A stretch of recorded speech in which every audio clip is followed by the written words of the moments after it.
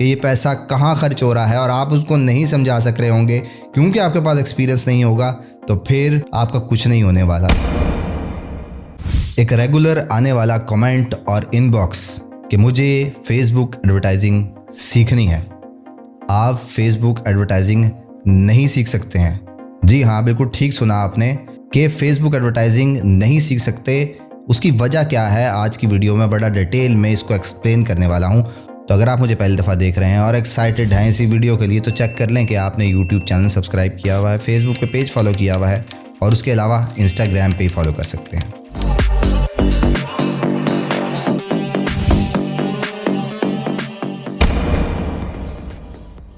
जी हाँ, मैं हूं Asfar, digital marketer, project consultant and a commercial blogger. तो आपके कमेंट्स और इनबॉक्स इसी चीज़ से रिलेटेड होते थे कि मुझे सोशल मीडिया एडवर्टाइजिंग सीखनी है, जिसमें सबसे ज़्यादा नाम यूज़ हो रहा था फेसबुक एडवर्टाइजिंग, यानी कि फेसबुक बूस्टिंग के नाम से भी जिसको आप जानते हैं। तो जैसे कि स्टार्ट में मैंने आपको बताया कि आप नहीं सीख सकते हैं, उसकी वजह क्या है। उसकी सबसे मेजर वजह ये है कि फेसबुक एडवर्टाइजिंग किसी भी वेबसाइट की एडवर्टाइजिंग और ऐप की एडवर्टाइजिंग के लिए तो इस्तेमाल होती है, पर उसका डायरेक्टली रिलेशन होता है किसी ना किसी प्रोडक्ट और सर्विसेज के साथ।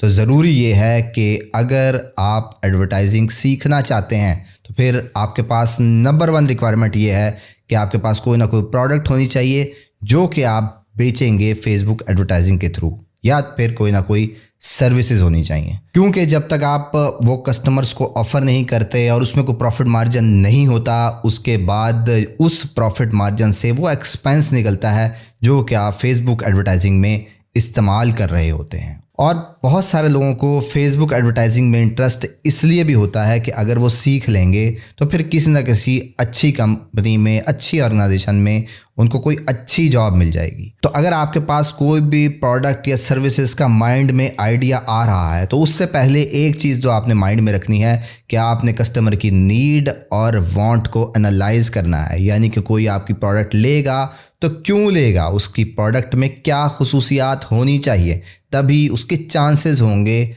आपके एडवर्टाइजिंग के बाद सेल होने के।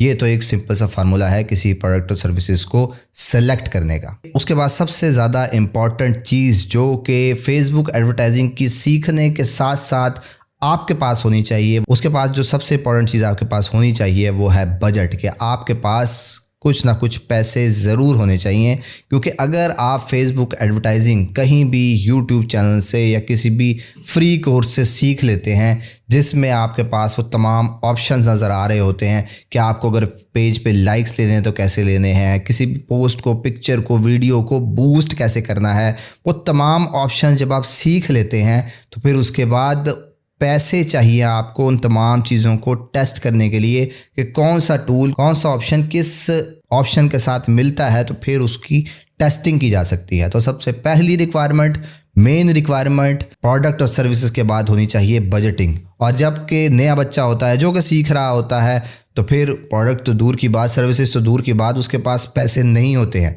तो फिर जब तक आपके पास पैसे नहीं होंगे आप ये चीज़ टेस्ट नहीं कर सकते। अगर आप अपने लिए चीज़ों को लर्न करना चाह रहे हैं तो फिर उसका ऑप्शन यही रहता है कि आप किसी ऑर्गेनाइजेशन के पास जाए और उनको जाकर कन्विंस किया जाए कि वो फेसबुक एडवर्टाइजिंग करें। क्योंकि फेसबुक एडवर्टाइजिंग के जितने भी प्रोजेक्ट्स आपके पास आते हैं उसमें नंबर 1 रिक्वायरमेंट ये होती है कि आपने बजट पे निगोशिएट करना होता है। पर मोस्ट ऑफ द क्लाइंट्स जो हैं वो नए होते हैं, ऑलरेडी इंडस्ट्री में नहीं होते हैं, तो उनको समझाना कि टेस्टिंग बजट क्या होता है और उनके $200-400 एक ऐसी चीज़ पर इन्वेस्ट कर देना जिस पर उनको आइडिया नहीं होता कि ये कहाँ जा रहे हैं। और अगर उनको नहीं आइडिया होगा कि ये पैसा कहाँ खर्च हो रहा है और आप उसको नहीं समझा सक रहे होंगे क्योंकि आपके पास एक्सपीरियंस नहीं होगा, तो फिर आपका कुछ नहीं होने वाला। तो उसके लिए आपको ये सारी चीज़ें सीखनी है, आपके पास बजटिंग होनी चाहिए और उस बजट के अकॉर्डिंगली आपने चीज़ें टेस्ट करनी है, चीज़ें लर्न करनी है।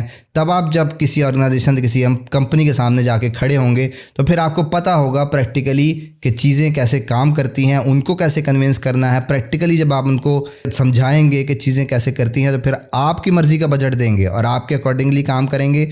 उससे आसानी ये होगी कि आपको प्रॉफिट निकालने में, रिज़ल्ट लाने में भी आसानी हो जाएगी। तो इसलिए 2 चीज़ों का होना ज़रूरी है, तभी आपको फेसबुक एडवर्टाइजिंग में, अगर ये 2 चीज़ें आपके पास होंगी तो फिर तो आप फेसबुक एडवर्टाइजिंग की तरफ जाना चाहिए। पर अगर आपके पास इन दोनों में से कोई भी चीज़ नहीं है तो फिर किसी और काम में जाएं। डिजिटल मार्केटिंग की बेतहाशा फील्ड्स हैं, उनको जाके ज्वाइन करें। तो अगर ये तमाम चीज़ें आपको अच्छी तरह समझ आ चुकी हैं तो फिर आप कमेंट में आई विल ट्राई इट लिखना मत भूलिएगा।